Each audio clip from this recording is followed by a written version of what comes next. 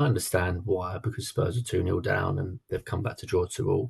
But let's be honest, for 65 minutes, they were rubbish against a team that they beat from 4 months ago.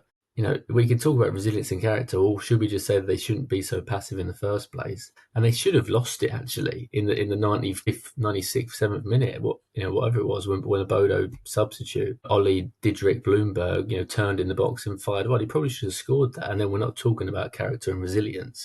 So Tom mentioned right at the start of this, it does remind me a bit of Antonio Conte. How many poor first halves did we see under Conte? Spurs would be behind, and then they'd fight back, and they'd win the game or get a draw, and we'd talk about great character and great resilience. But actually, don't be so passive in the first place. If you dictate the game and you try and get the goal and you try and get another goal, then you're not needing to fight back and show character and resilience. So I know that's going to kind of be the buzzword from this game, and I understand why. But I just think it goes back to that kind of intent. And Thomas Frank spoke about being brave in his first ever press conference and wants his team to always take the brave option and be brave on the ball. And I don't think Spurs are at the minute. They're really not. Not enough people are showing for the ball.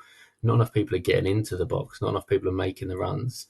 And it is early days. I'm not going to be too harsh on him, but it is a concern going into October